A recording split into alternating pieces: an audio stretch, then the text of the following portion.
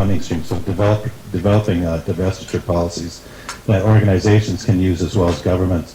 And also, I think along that line, procurement policies is who are my vendors, who are my contractors, and what is their institutional, what's the status of women institutionally in those organizations, and where do I support, and how do I use money and support those organizations and those businesses that respect women and respect gender equity, and that's in play in their organizations, not just in policy, but also you can see it in their management and other places. My name is Koshim Mtingeti from Tanzania. Our main concern is on engaging of men and boys in addressing child marriage and female genital mutilation, but also investing in girls' practical and strategic needs.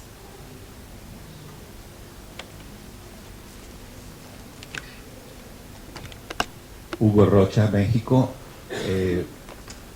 The violence against a student in Mexico is a key issue for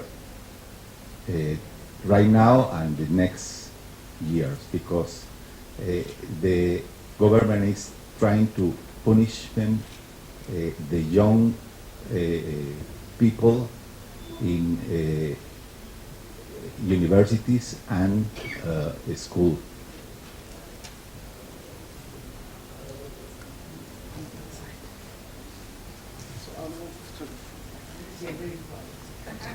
Okay.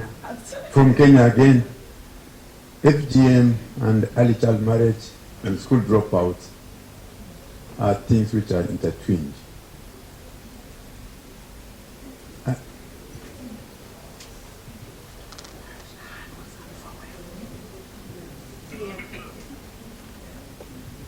Thank you.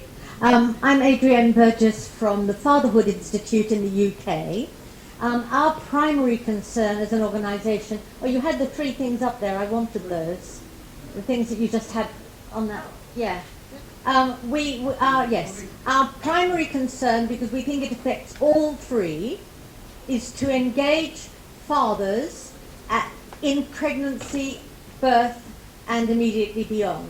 And that involves engaging hugely with the professionals who engage with families, because they have very old-fashioned gender ideologies which they push all the way through to make mothers into the carers and to keep the fathers slightly out. And even in Sweden, where I study the literature, the nurses' attitudes are extraordinarily old-fashioned and negative.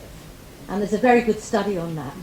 So we think it's right in there, and I'll tell you why we think it affects all three, is that when in families, the patterns of earning and caring and time spent with children and doing of housework are set very early in the postnatal period.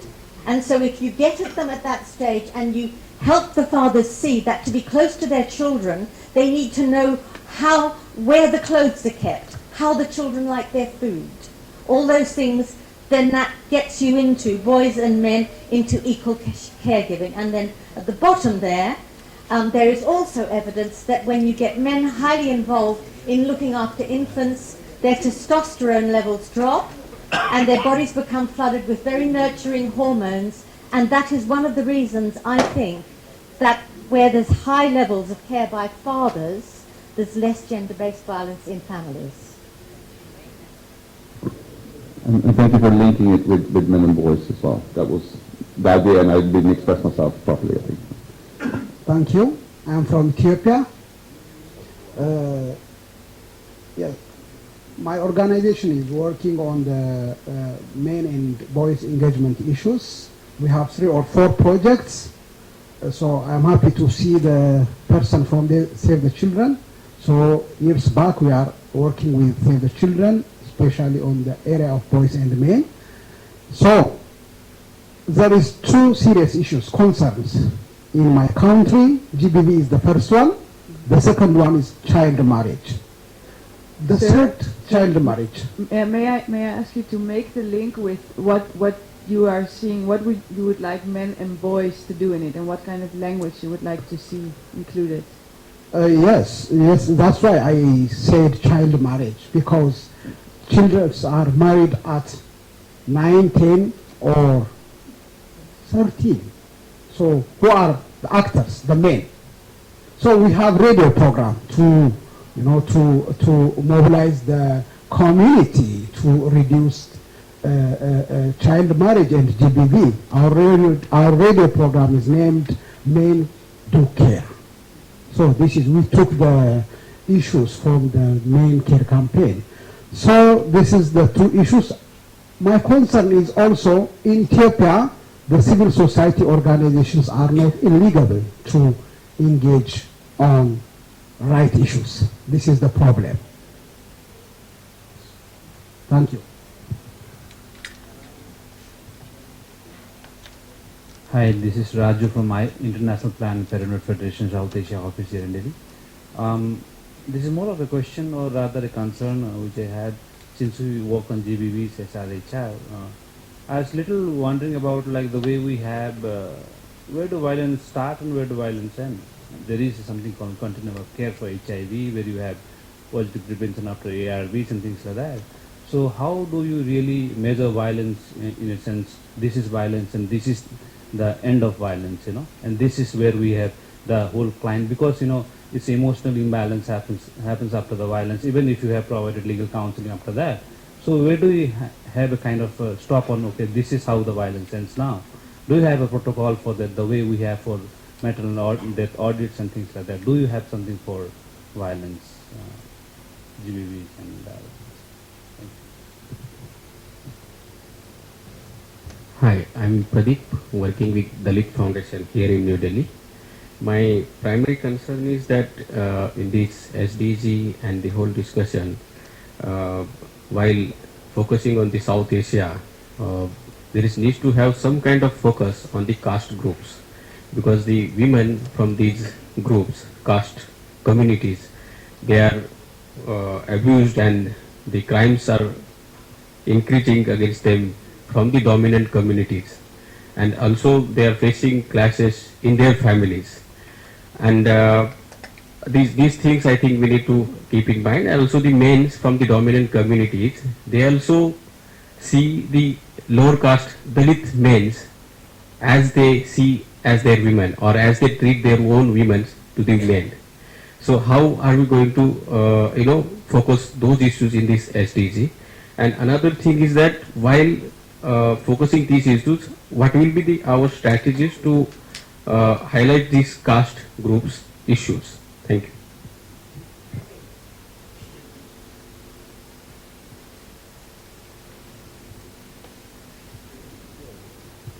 Sorry, sweetheart. My request to Nick, that don't see us as the Prime Minister of India. He is like improving himself lost. We are not. We are the victimized. The thing is that as transgenders group, we have not been acknowledged. So we need more and more things. But the specific issue is that to engage family, especially the father and brother, because in India it's a tradition, the father and brothers are the head of the family, the big brothers.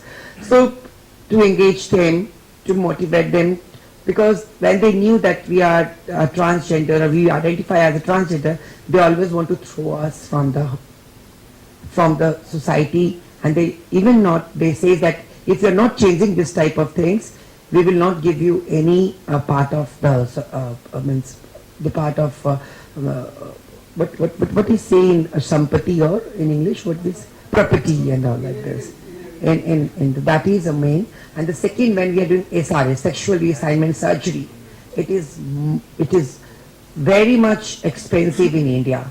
So we are looking to scope that how it can be reduced as the government can, or if any agency can start this much. Sexy lady beside me. Thank you very much. My name is Lena Karlsson and I work for Save the Children, and I think those three objectives are really good, but we really make sure that we always have the life cycle approach. I think engaged men and boys as partners should be highlighted there on the second objective. And also the word discrimination needs to be part, at least on one of the 3 bullet points. And thirdly, it's very important, as you said, when we talk about gender-based violence, that we look at violence based on all genders, and we need to always have that definition, because when people see gender-based violence, they always think women and girls, and we also need to include boys and transgender, etc. in the definition. I think we can take one more. Thank you. Thank you very much. Nathan Rural, I'm a gynecologist, University of Sydney, Australia. I'd just like to make 2 points. So, improvement in any of the issues that we've raised is going to improve all of the others, aren't they? So that just goes without saying. Everything is important. I'd just like to echo 2 of my colleagues' plea on female genital mutilation. It's a global problem. 30 million girls will be cut every year. It's not just a sub-Saharan Africa problem. We see it in Australia, New Zealand, the UK and the US, because migrant populations also cut or mutilate their daughters when they go to other countries of migration. Just 2 points on FGM. Why is it important, and what's the link with men and boys? So it's often just thought to be a problem that affects the sexual satisfaction of women, but it causes long-term complications in women, such as obstetric fistula and obstructed labor. Young girls and children die from it, from bleeding or from infection. The link to the role of men and boys is that when men say that we will marry uncut girls, this will stop. Thank you. Yeah, thank you very much. In your own presentation, you mentioned that one of the weaknesses of MDGs is that they fail to look at the sources of inequality. Yeah. In your presentation, I'm saying you said one of the weaknesses of MDGs is that they fail to look at the sources of inequality. This morning's presentation by Gary Baker, he said that it's not just an issue of programming. Programming must go hand in hand with welfare issues, the sources of broader inequality which feeds into gender inequalities. I want to suggest that we reflect upon the language that should be used in framing our request so that these issues are also reflected. Thank you very much. I just briefly want to respond to that. I think that is definitely the ask that we are having, to really look at global relations, at inequalities that are perpetuated within countries also because of the current economic system, because of trade, because of gaps in tax payments. So it's not only about saying, we have to do certain programs on working with men and boys, on preventing violence against women. It's also advocating for a fundamentally different way of organizing the way in which we relate to each other in the world, within different countries and across continents, I think. Thank you very, very much for your inputs. It's been very rich. What we want to do now is just, since you've seen it's quite windy up here, and I'm very sorry because I know it's a bit cold as well. And we've been asking to switch the air conditioning off, but so far it hasn't happened yet. So they've all been falling off, but what we would like to do is just let Henrik will read them and we will put them up and see whether all the things that you've come up with kind of fit under the work that we are doing at the moment as Men Engage. Okay, so it's not in a particular order, just sexual harassment at work. One. We have pornography, courts, work with service providers, child marriage, sex selection, sex trafficking, engaging fathers in prenatal birth and postnatal periods, procurement policies, child marriage and FGM, We have school dropouts, FGM, child marriage radio program, care, castes, engaging fathers in pregnancy and birth, abortion, verbal abuse to brothers and sisters in the family, domestic violence, sex trafficking, and acid attacks. I think we should just have an NGG focusing on rights. What do you say? Well, clearly, there's a lot of themes under on this chart, and I think that what it just shows me is that there's so much work still to be done, and we really need you on the ground to do this work, and for people like me to show me and provide the results and provide the work that you do and how you do it. I think the days are over talking about why it's so important to engaging men and boys. Now it's time to provide how we do it and the results. We really need good examples. We really need the results as well, indicators. I mean, that's how we are as people as well. Like, everyone wants to be part of a success story. If we can show that we're actually making a difference, donors and political institutions want to be part of it as well. My message is, let's not wait for them to come to us. Let's go to them and show them we're making a difference here. And I think that this is all what it shows us. Yeah, thank you very much, and Henrik as well for rounding this off. I know that we could continue talking about this and go a little bit deeper, and unfortunately we really have to stop on time. What it shows to me also is that there's a lot of activities and a lot of asks and problems related to gender-based violence, and that is a really broad category and something that is very important for people here in the room. I also saw a couple of things like pornography, for example. We've been talking a lot about it. It speaks to socialization of men and boys, and I think so. That's also kind of a cross-cutting issue that goes through all of it. Someone mentioned caste. I think that's difficult to stick under any of these because it is so cross-cutting. And I just want to share with you that overall we are talking about an inclusive agenda and recognition of diversity and intersectionality. So just to name a couple of broad words, but I think that that definitely caste and class are parts of those that have to be recognized. There was someone who mentioned work with courts, and that made me think about what we actually haven't talked about much now, because we kind of tended towards problems. Is two things. So when you talk about working with courts, etc., it's also about stakeholders, about who are you actually asking once this agenda is here to implement it. Who are you holding accountable? Who do you want to train to do the work properly? Service providers were also mentioned. So that's definitely the how part of this whole agenda is very important. And the other thing is that I noticed this, we tend to kind of broadly say what kind of problems we have in our countries and or in our villages or in our continents.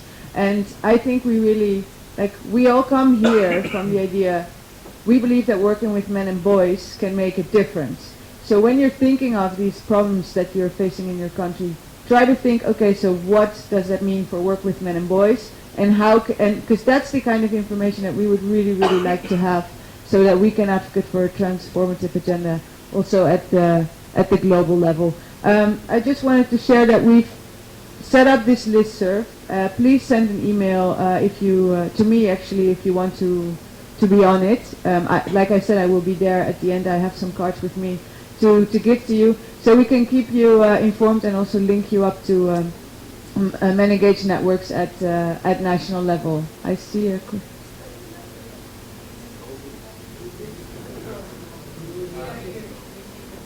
So, okay, thank you very much. No, that's definitely not the right way to write it. So, thank you. I don't know where that came from. G-O-O, yeah, it was. Okay, so thank you very much for this discussion. Thank you.